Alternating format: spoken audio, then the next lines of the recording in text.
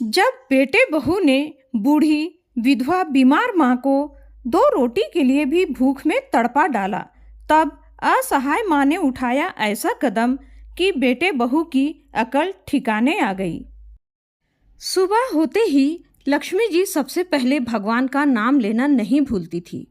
सबसे पहले वह नहाना धोना करके भगवान का पूजा पाठ करती और अपने तथा अपने परिवार के बारे में इतना सोचती कि भूल कर भी कोई काम उनसे छूटता नहीं था।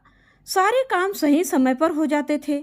अपनी पत्नी के सारे काम देखकर उनके पति घनश्याम जी अपने भाग्य पर इतराते कि उन्हें इतनी सुगढ़ पत्नी मिली, जिनके कारण उनका घर स्वर्ग की तरह लगता। घनश्याम जी और लक्ष्मी जी ने अपने दोनों बेटा और बेटी की शादी भी बड़े धूमधाम से कर ली। अब उनके सुख के दिन आए थे कि बेटा और बहू के राज में आराम से रहेंगे, लेकिन ईश्वर को तो कुछ और ही मंजूर था। घनश्याम जी लक्ष्मी जी का साथ छोड़कर इस दुनिया से चल बसे और लक्ष्मी जी तो अब बहू और बेटे के अधीन सी हो गई थी। दोपहर के 12 बज रहे थे। लक्ष्मी जी रसोई के डिब्बों में कुछ ढूंढ रही थी। तभी उनकी बहू अंजना आई और बोली, हे भगवान, मम्मी जी ये चोरों की तरह रसोई के डिब्बों में क्या ढूंढ रही हैं? अब समझ में आया कि डिब्बों से बिस्कुट और दालमोठ कौन चट कर जाता है। शर्म नहीं आती अपने ही घर में चोरी करते हुए? पीछे से अचानक बहू की आवाज़ सुनकर लक्ष्मी जी हड़बड़ा गई और उनके हाथ से एक कांच की बरनी नीचे गिर गई। फिर क्या था? अंजना बहू ने बहुत हंगामा किया, 4 बातें सुनाई और फिर बोली, अब नुकसान किया है तो सफाई भी आप ही कीजिए। फटाफट इन कांच के टुकड़ों को हटाइए, वरना मेरे पैर में चुभ जाएंगे। हद हो गई लापरवाही की। लोग कहते हैं बच्चा कर लो। अरे कहाँ से बच्चा कर लें? बुढ़े घर के संभलते नहीं और बच्चे को कौन संभालेगा? इतना कहकर वह वहाँ से चली गई। उस रोज लक्ष्मी जी खाना खाने भी अपने कमरे से बाहर नहीं निकली। कमरे में बैठकर ही खाना खा ली और फिर चुपचाप डरे हुए बच्चे की तरह सो गई। शाम हुई तो अपना मन हल्का करने के लिए वह नीचे पार्क में चली गई। दुनिया में वह अकेली दुखियारी सास या माँ नहीं थी, और भी माएँ थी।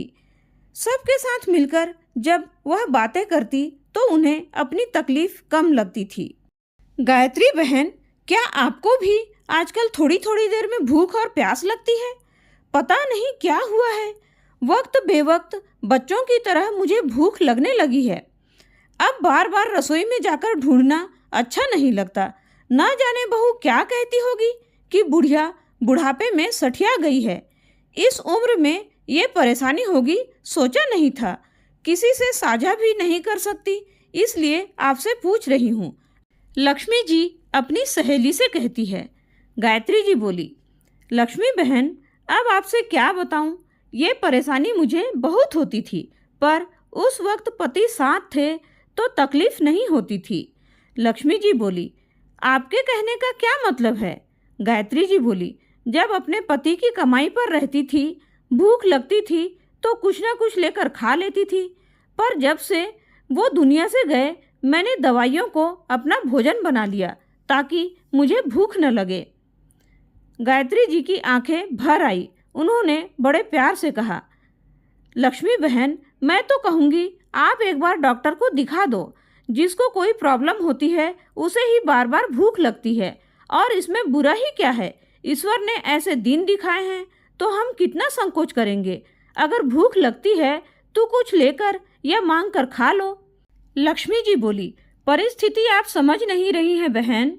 गायत्री जी बोली, फिर बहू अगर आपकी भावनाओं को समझे तो उसे कहो आपके कमरे में ही कुछ रख दिया करेगी, तो उसे भी परेशानी नहीं होगी। यह उम्र ही ऐसी होती है जिसमें ईश्वर हर किसी को बच्चा बना देता है। अब मैं आपको सलाह ही दे सकती हूँ, क्योंकि मैं खुद सब भुगत भोगी हूँ। सब ईश्वर से प्रार्थना कीजिए कि जो बचे दिन हैं वो कट जाए। लक्ष्मी जी बोली, सही कहा आपने। अब याद आया मुझे, इसलिए मेरे पति को भी अक्सर भूख लगा करती थी, और मैं भी कैसी बुद्धू थी कि मैं उनको कहती थी आप ठीक से खाना नहीं खाते, जिसके कारण आपको बार बार भूख लग जाती है। बहू से तो कुछ कह नहीं सकती, और अभी तो अनिल नहीं है। आते ही कहूँगी एक बार मुझे डॉक्टर को दिखा दे। चलिए चलती हूँ, बहुत देर हो गई, अब तो फिर भूख लगने लगी है। इतना कहकर दोनों हंसने लगी और अपने अपने घर चली गई। लक्ष्मी जी घर पहुंची और हाथ पैर धोकर संध्या की आरती करने चली गई। आरती करके आई और अपनी बहू अंजना से बोली, बहू तुमने कुछ बनाया है क्या? बनाया है तो खाने के लिए दे दे, बड़ी जोर की भूख लगी है। अंजना बोली, मम्मी जी आप भी हद करती हैं। आपको अजीब नहीं लगता कि आपको इतनी जल्दी भूख लग जाती है? अभी 8 ही बजे हैं, अगर अभी खाएंगी तो खाना कैसे खाएंगी? ऐसा कीजिए आप खाना ही खा लीजिए, सब्जी तो बन ही गई है और दिन की रोटी बची हुई है। आप कहिए तो मैं दे देती हूँ। बाद में बेटे के सामने ये मत सुनाइएगा कि सुबह की ठंडी रोटी दे दी थी। लक्ष्मी जी बोली, बहू अगर मैं अभी खा लूँगी तो रात होते होते मुझे फिर से भूख लग जाएगी, तो फिर बोलेगी कल भी तुमने मुझे बहुत जल्दी खाना खिला दिया था, रात भर में भूख से छटपटा रही थी, तुम परेशान ना हो इसलिए बोली नहीं। अंजना बोली, मम्मी जी आप भी हद करती हैं, खाना नहीं दूंगी तो बेटे को सुनाएंगी कि बहू खाना नहीं देती है, और जब खाना समय पर दे देती हूँ तो उस पर भी नखरे करती है। ये रहा खाना, खाना है तो खाइए, मैं कुछ और नहीं बनाऊंगी। और हाँ, कल तो हमने भी आपके साथ ही खाना खाया था, हमें तो भूख नहीं लगी। लक्ष्मी जी बोली, बहू तुम अपनी उम्र देखो और मेरी देखो, कितना फ़र्क है। इतनी छोटी सी बात तुम क्यों नहीं समझती या समझना नहीं चाहती? क्या मेरी जगह तुम्हारी माँ होती तो उनकी रोटी का भी हिसाब रखती, और क्या अपनी माँ को भी तुम भूखा रखती? अंजना गुस्से में बोली, मम्मी जी मेरी माँ से अपनी तुलना मत कीजिए, आप तो हर बात का गलत मतलब निकाल लेती हैं, और जहाँ तक मेरी माँ की बात है वह समय पर ही खाना खाती हैं, आपकी तरह दिन भर रसोई में कुछ ढूंढती नहीं रहती। चुपचाप बैठिए और खाइए। लक्ष्मी जी बोली, बहू भूख तो मुझे भी समय पर ही लगती थी, पर यह परेशानी मुझे पिछले 2 महीनों से हो रही है। मैं कभी तुमसे या अनिल से कहती थी, पर यह परेशानी बढ़ती ही जा रही है। मुझे खुद बुरा लगता है कि मेरी हालत बच्चों जैसी हो गई है। अब तुम लोग नहीं समझोगे तो कौन समझेगा? अंजना बोली, ठीक है, अब रोनी सूरत मत बनाइए, मैं आपका खाना लगा देती हूँ। समझ में नहीं आता इस घर का क्या होगा, कमाने वाला एक और खाने वाले इतने। अरे मेरा तो थोड़े से में चल जाता है, पर आपका तो पेट ही नहीं भरता। इतना कहकर अंजना रसोई में चली गई। लक्ष्मी जी खाना खाकर बेटे का इंतजार कर रही थी, पर उसे आने में देर हो गई और वह सो गई।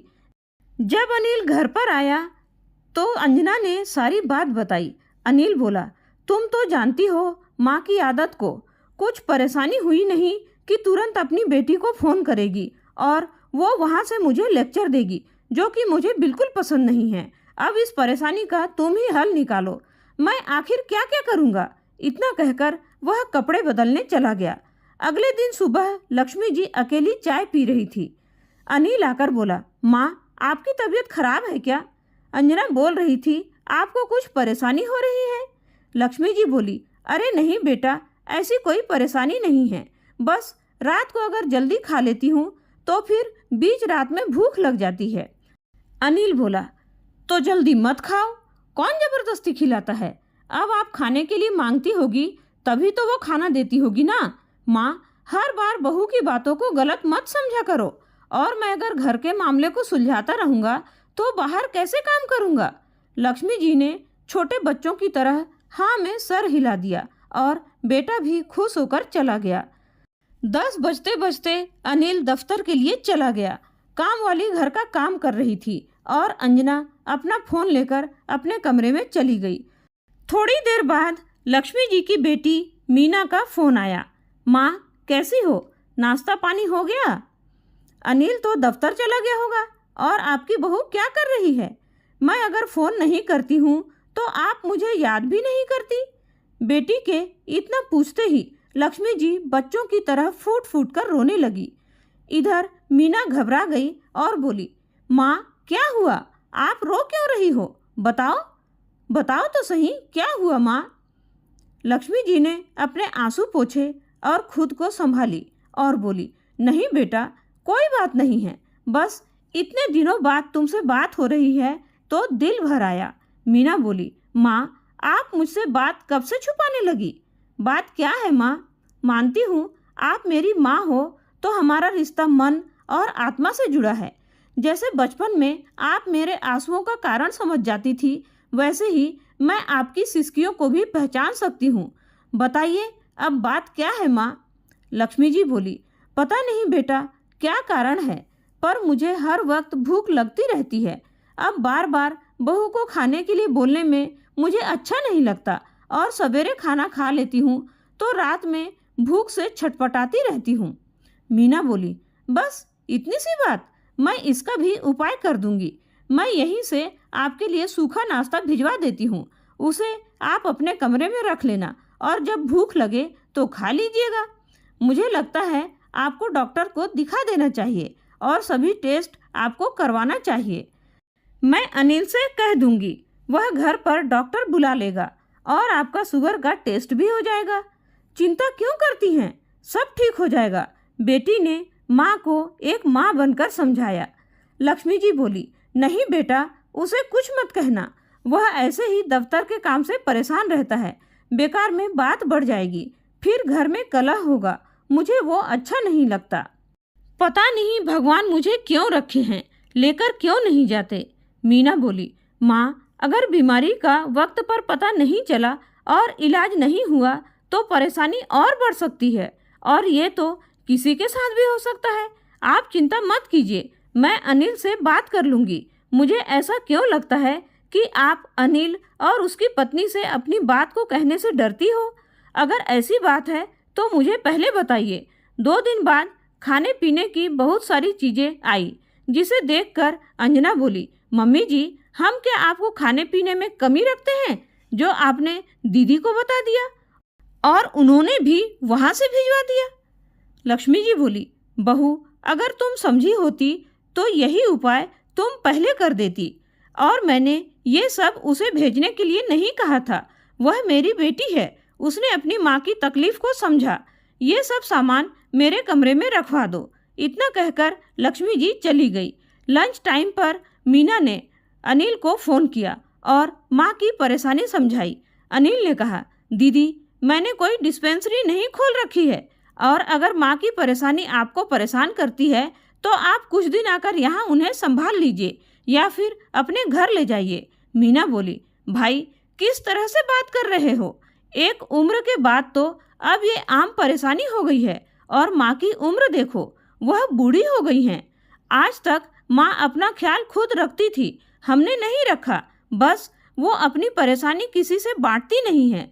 तुम कल ही उसका टेस्ट करवा लो, वरना मुझे आकर वहाँ रिश्तेदारों से बात करनी होगी। कोई तो हो जो माँ की देखभाल करे, क्योंकि माँ तो मेरे पास आएंगी नहीं। अगले दिन ही मीना ने पैथोलॉजी वाले को फ़ोन करके लक्ष्मी जी का ब्लड सैंपल लेने भेज दिया। उसके दूसरे दिन ही रिपोर्ट आ गई। सच में लक्ष्मी जी को शुगर की प्रॉब्लम निकली, जिसके कारण बार बार उन्हें भूख लगती थी और वो बाथरूम जाती थी। 2 दिन बाद मीना मायके आई।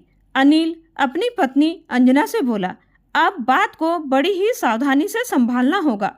ऐसा ना हो कि मीना बात को बढ़ा दे और रिश्तेदारी में हमारी बदनामी हो जाए, क्योंकि पापा की सारी संपत्ति अभी माँ के नाम पर है, तो थोड़ा आराम से बात करना। अनिल माँ के पास आया और बोला, माँ मुझे माफ़ कर दीजिए, हम आपकी परेशानी समझ नहीं पाए। जब भी कोई परेशानी हो खुलकर हमें समझाया कीजिए।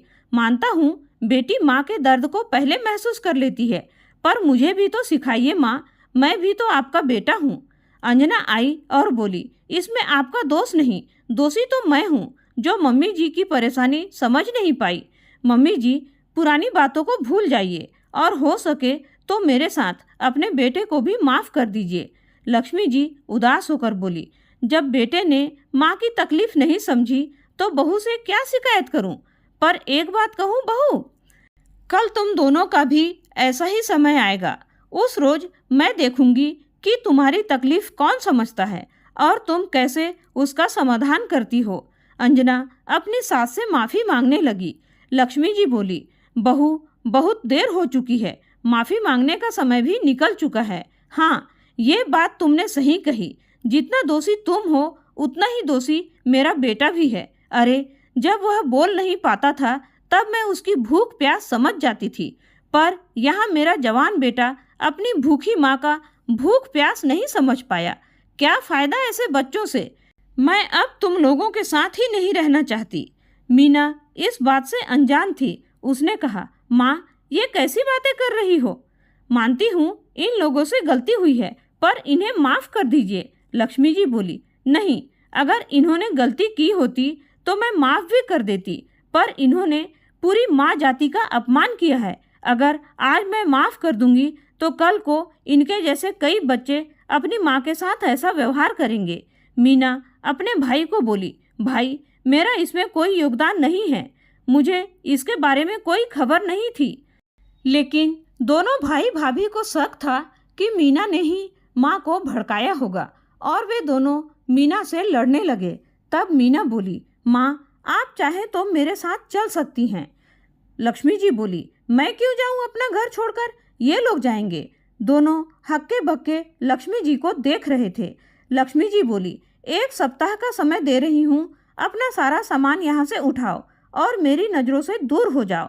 जिसे अपने खून से सींचा उसने मेरी रोटी गीनी है। मैं समाज को अब कोई गलत संदेश नहीं देना चाहती। मैं अकेली घर में मर जाऊंगी, पर तुम जैसे बेटे के साथ रहना मुझे मंजूर नहीं है। इतना कहकर लक्ष्मी जी अपने कमरे में चली गई और तुरंत अपने वकील को फ़ोन करके घर पर बुलाई और सारा कागजी कार्यवाही भी शुरू कर दी। मीना ने अपनी माँ को बहुत समझाया, पर वो नहीं मानी, तो आखिरकार मीना को अपने घर वापस जाना पड़ा। लक्ष्मी जी ने अनिल से कहा, मैं तुम्हारी तरह कठोर नहीं हूँ कि तुम्हारे मुंह से निवाला छीन लूँगी। मैं अपनी आधी संपत्ति तुम्हारे नाम कर रही हूँ, पर ये तब तक तुम्हारी नहीं होगी जब तक तुम्हारी औलाद 18 वर्ष की नहीं होगी, और आधी संपत्ति मैं वृद्ध महिलाओं के नाम से वृद्धाश्रम को दूंगी, और ये मेरा फैसला कोई नहीं बदल सकता। अब बस 1 सप्ताह के लिए तुम इस घर में हो। इतना कहकर लक्ष्मी जी नीचे टहलने पार्क में चली गई। आखिरकार लक्ष्मी जी ने अपने मन की सुनी। पहले लोगों ने बहुत बातें बनाई, परंतु जब सबने गंभीरता को समझा तो उनके फैसले की सराहना की। अब लक्ष्मी जी ने घर में 2 काम वाली बाई लगा ली और अपने स्वास्थ्य का ध्यान रखने लगी। वह जानती थी कि मृत्यु तो आनी ही है, उसे कोई नहीं टाल सकता, परंतु इज्जत की मौत मिले ये जरूरी है। तो दोस्तों, बचपन में हमारे बिना बोले ही माँ हमारी भूख का अंदाज़ा कैसे लगा लेती थी, तो क्या उसी तरह हम अपने माँ बाप की भूख का अंदाज़ा नहीं लगा सकते? कभी कभी पूछकर देखा कीजिए, हो सकता है वह अपनी भूख को दबाते होंगे या अपनी भावनाओं को भी दबाते होंगे। क्या पता कौन से समय पर क्या इच्छा होती होगी उनकी। इस बात का हम बच्चों का फर्ज बनता है कि हम पूरा ध्यान रखें और यह कोशिश करें कि अपने माता पिता को ज़्यादा से ज़्यादा खुशी दे सकें। लक्ष्मी जी ने अपने बेटे बहू के साथ जो किया वह सही किया या गलत, इस कहानी के बारे में आपकी क्या राय है ज़रूर बताइएगा। और कहानी पसंद आई हो तो लाइक और शेयर ज़रूर कीजिएगा। और कहानी को अंत तक सुनने के लिए आपका बहुत बहुत धन्यवाद।